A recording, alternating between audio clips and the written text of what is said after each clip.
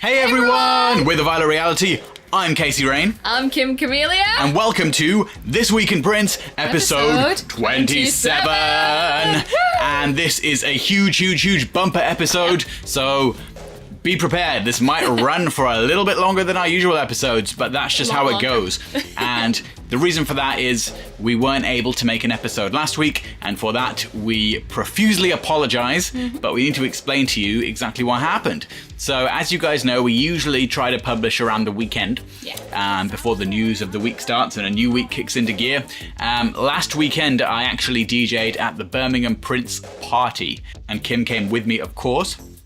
It was a phenomenal night. I want to give a massive shout out to Mark and Amreen for organising, as well as my partner in crime, Paul, who also DJ'd. The two of us went back to back.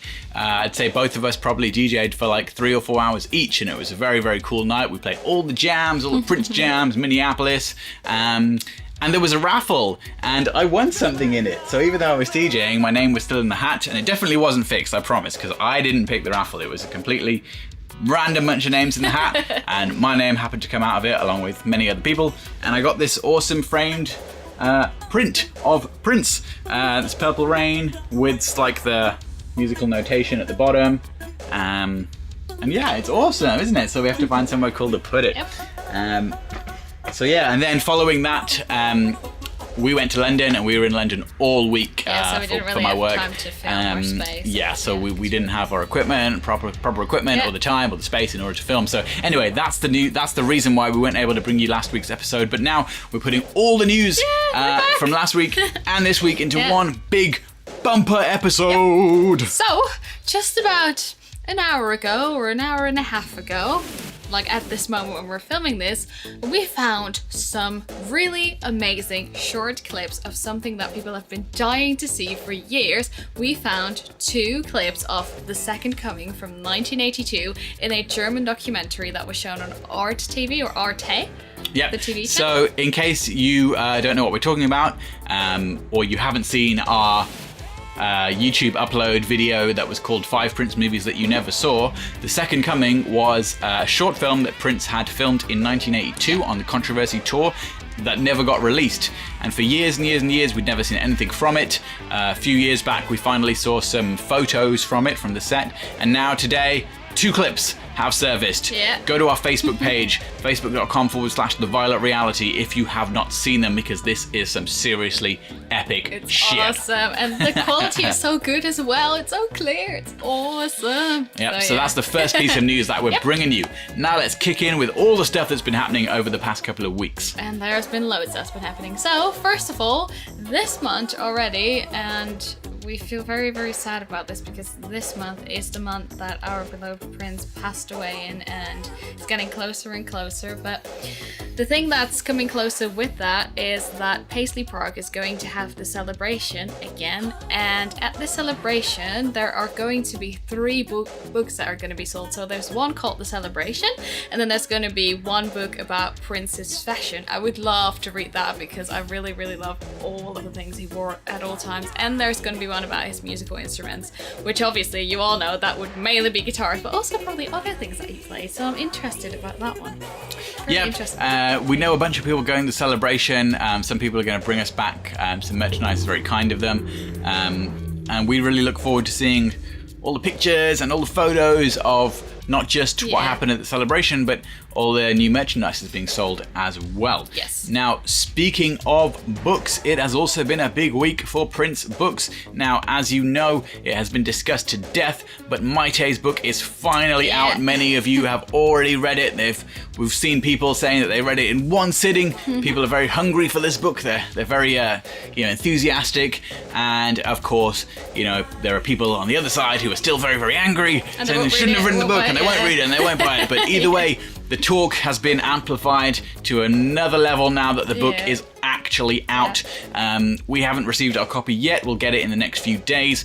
We'll talk to you about our thoughts probably next week, or when we've had a chance to both read it. However, we're gonna have to if we want to give you our honest opinion on it, and if we want to discuss it with you. And so if you bought it, if you received it, if you've read it, tell us about it. And also, we know that Mayte has done a couple of interviews and a couple of book signings here and there, and she did do an interview for This Morning, not the CBS one, but the one in the UK actually. Yep. So we're going to link to that in description as well. She is, of course, doing lots of promotional appearances and different shows and different media and whatnot. So there's a lot going on. Speaking of books, another book that I'm very, very excited to check out, and I'm very happy to tell you that we're getting our copy tonight. Unfortunately, didn't come quite in time for us to show it to you now, but Steve Parke's book, Picturing Prince, with all of those phenomenal unseen photos, many of which have been popping up online that you've probably seen over the past few weeks. His book is now out here in the UK. I believe there's a discrepancy between the release in the UK and the release in the US. I don't think it's out in the US yet, and may not be for a few more months. No, I think it's September. But the UK edition is out now. We're going to have it tonight. We're going to talk to you about it next week. Really, really looking forward to the mailman knocking on our door sometime this evening with that. Yes, so I think what we'll do is we'll make a separate video for that where we show you the pictures and we go through the book. And I've read that there is a lot of awesome stories about how pictures were made in the book as well. So if you have the book, you're gonna have to tell me whether they're in it, but I've read up on it and I'm just so excited to read the book and see it and like read the stories and see the pictures and everything. So if you have it, please tell us about it and tell me what you thought, and tell me if you cannot let it like lay on your table without picking it up and looking at those awesome pictures, because they're so awesome. From what we've seen, they're such intimate pictures and they're like prints, and you can just see him like in the forest and with his car with his dog, and they're just amazing. Sorry, I'm just the other thing that I really want to make sure that gets acknowledged is that some of you may be familiar with a man named Michael Van Huffel, who was Prince's art director and one of his creative team in the 90s. Michael is very sick. He has a lifelong condition that he struggles with. Steve has very graciously pledged to donate a huge part of the profits from the book Picturing Prince to help with Michael's medical funds. There is also a GoFundMe link in which you can pledge some money to help Michael. He is very sick. As we know, healthcare in America is not a very good system. People who have, life-threatening conditions can often rack up huge medical bills, which is the case here. And, if Prince was alive, this wouldn't be a problem. He'd sort it out. He very graciously did that for many of his former staff members and people that he had worked with. Unfortunately, with Prince gone, it is now the case that people are racking up these huge bills, and as a community, it's our responsibility to help them as much as possible. So we're going to link to the GoFundMe. Make sure you buy Steve's book. And make sure you keep spreading that awareness. Now, on this very, very sad note, dealing with sicknesses and illnesses and whatnot, we have to say that we heard some very, very sad news yesterday about John Blackwell, and that is that he is apparently in critical condition right now. As you know, John had a brain tumor whilst on tour in Japan, and he had surgery, and we had heard that the surgeries had gone well, but now it appears there is some complications going on. We're all thinking of John Blackwell. We're keeping him in our thoughts and sending positive energy to help him make it through this.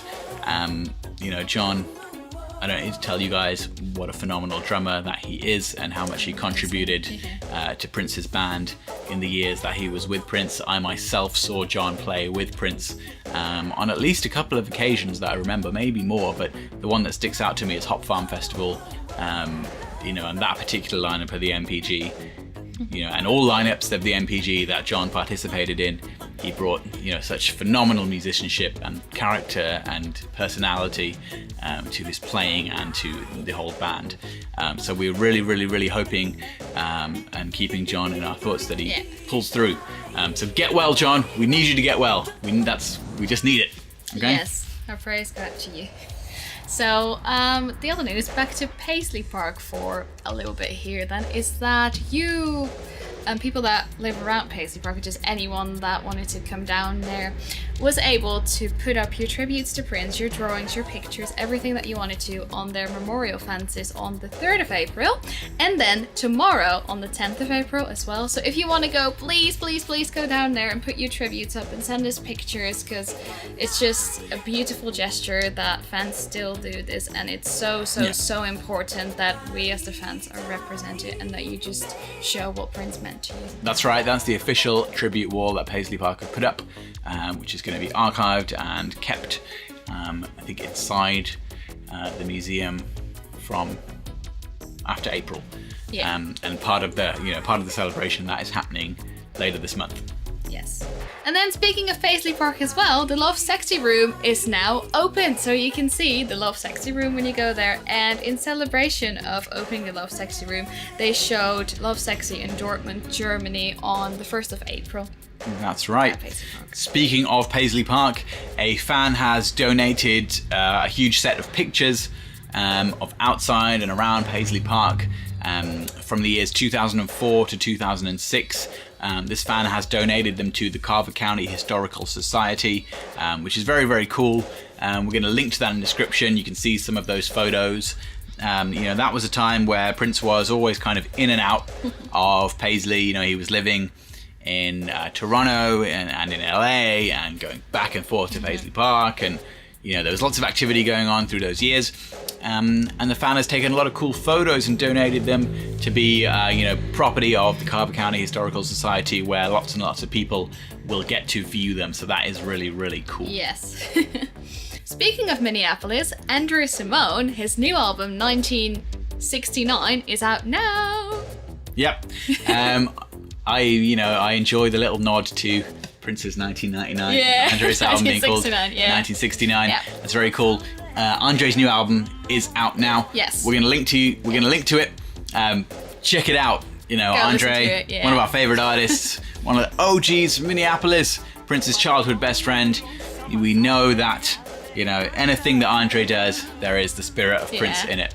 Just like anything that Prince ever did was influenced by Andre and their friendship and growing up together and playing together in those early days.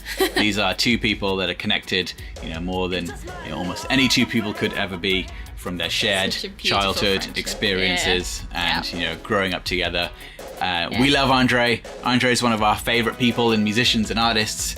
As we told you before, he's going to be touring with the MPG. As well as doing solo shows. So check out his album and listen to those songs. Yes, and so when you're in LA, you actually get to see him quite soon, because he is doing a show on the 11th of April at the Hotel Cafe. So you get to see him when you're in LA. It's in 2 days, isn't it? Yeah. It is. It's in 2 days. Tuesday. I really wish that we were in LA right now. But we're hoping to see Andre in London. Yes, I think we're still going to. I think that's going to happen. Yes. It's going to be such a good summer. We'll let you know next week when we've listened to Andre's album what our thoughts of it are. Maybe we'll do a little mini review. But regardless, check it out now.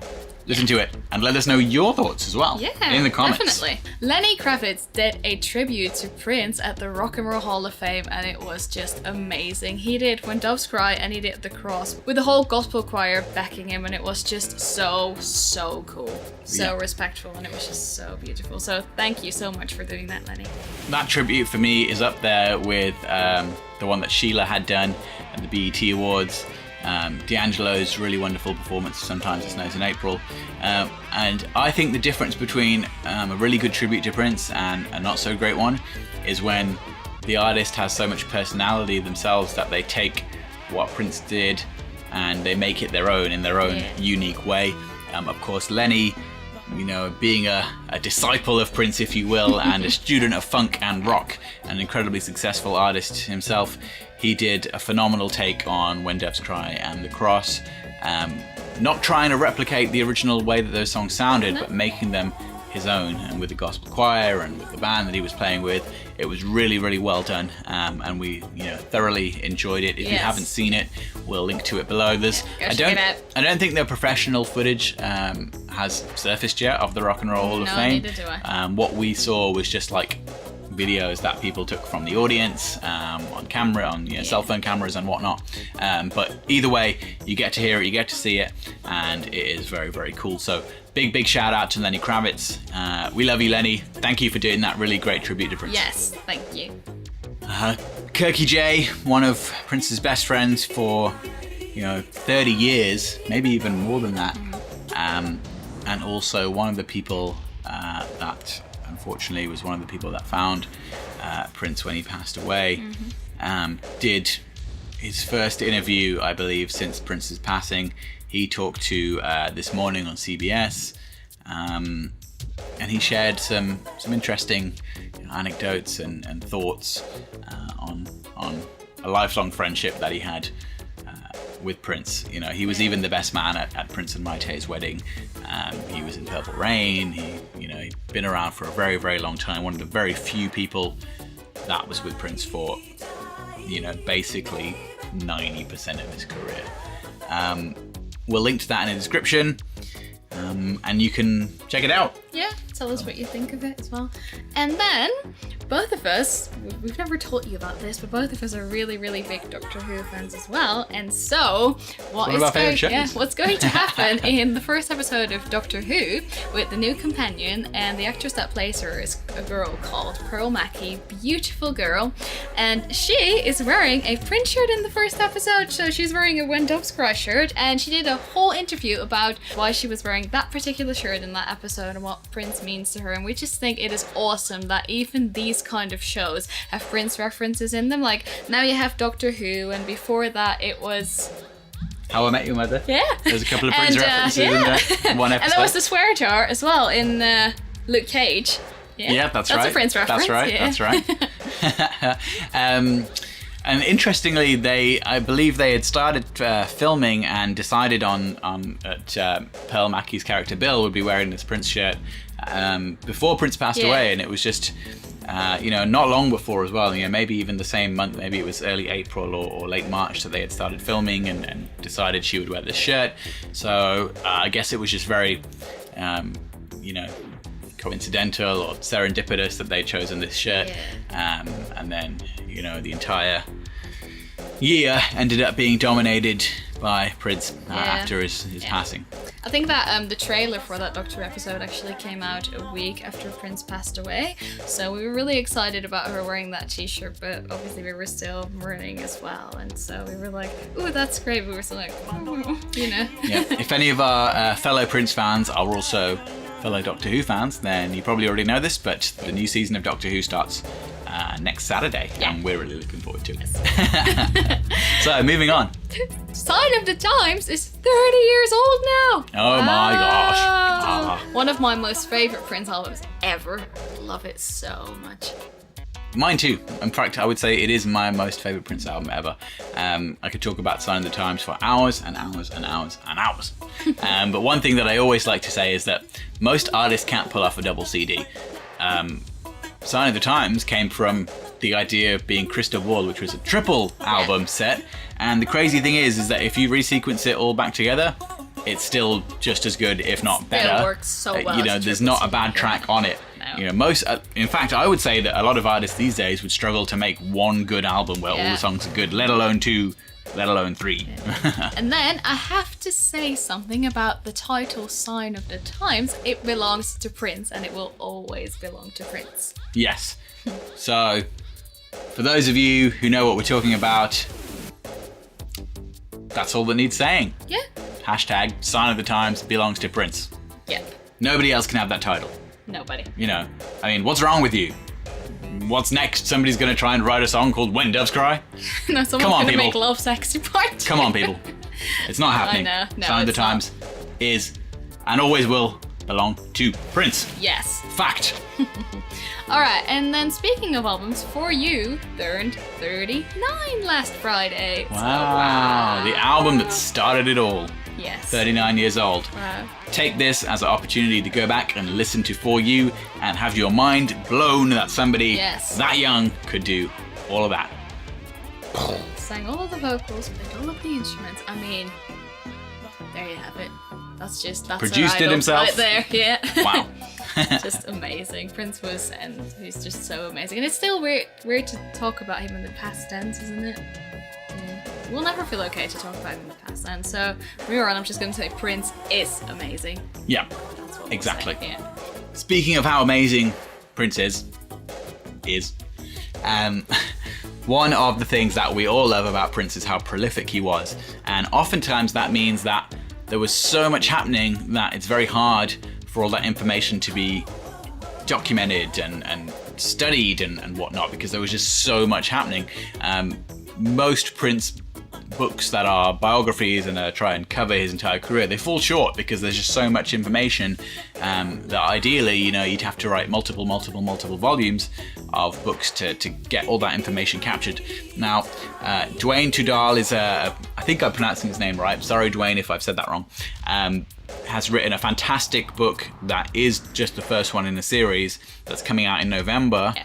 And the first book documents the Purple Rain sessions. So it's the entire book that documents all the Purple Rain sessions, 1983, 1984, in incredible detail. The list of people that he has managed to talk to contribute to this book is just ridiculous. Basically anybody and everybody that was there, he hit up to talk to about these sessions and to make a really comprehensive book about those sessions. And we're really looking forward to this. This is going to be one of the best Prince-related books for people like us who sort of obsessively study like every detail. Yes.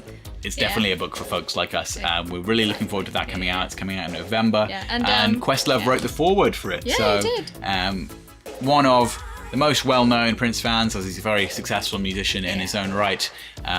Questlove from The Roots has written the foreword for Duane's book about the Purple Rain session. Yeah. So you can pre-order it now, even though it's still quite a few months away from release, from the publisher directly. I'm going to link to that in the description.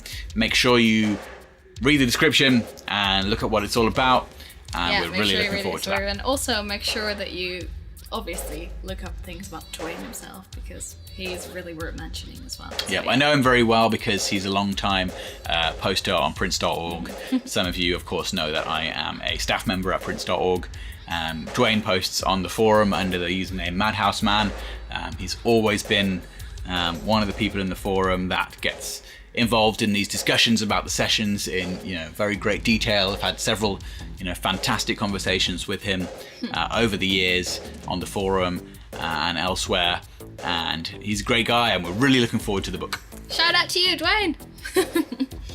Alright, and then the last thing that we want to talk about is something that we are really not excited about, if excited at all, because Channel 5 here in the UK is going to broadcast a documentary. I think it's this week.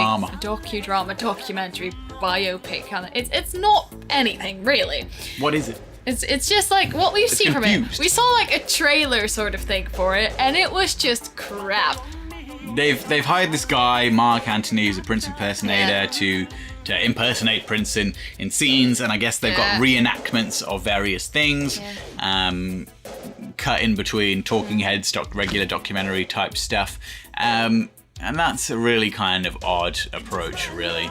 It's like halfway between a biopic and a documentary, and my thing is, like, just because you're not making a full biopic doesn't mean that you can't cast a professional actor in a role, not an impersonator. I really hate impersonators. See, that's why I'm sure some of them are nice people, but just the whole thing of like impersonating somebody else is just weird. Like, why would you spend your life doing that? So if you would have hired a proper actor, it would have probably been better. Then again, we haven't seen it yet, and I think there's a couple of interviews with people in it as well. But either way, stick to the interviews, get a proper actor to like act out scenes, not someone that's an impersonator. But yeah, if you do want to see it, the docudrama is called Icon Genius Slave, but I have to tell you that in the press release they put out for it, they got the date of when Prince passed away wrong. They said the 23rd of April, which is just which doesn't bode well for the quality of the show if they can't get a basic fact like that correct. I mean,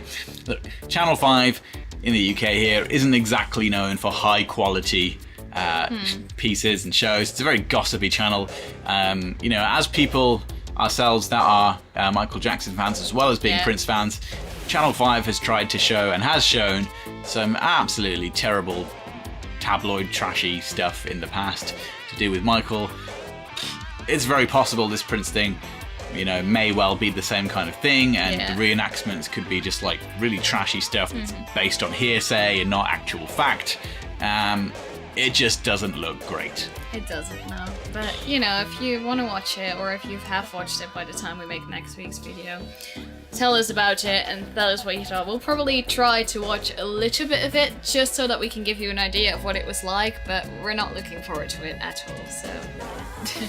And that wraps up this bumper edition of This Week in Prince, episode 27. And in case you missed it at the beginning of the video, or you need us to remind you, go to our Facebook page, facebook.com/The Awesome Reality. video, the second coming. And check out those little clips that just surfaced of the second coming, because it is so cool. And make sure you like our page as well if you do that.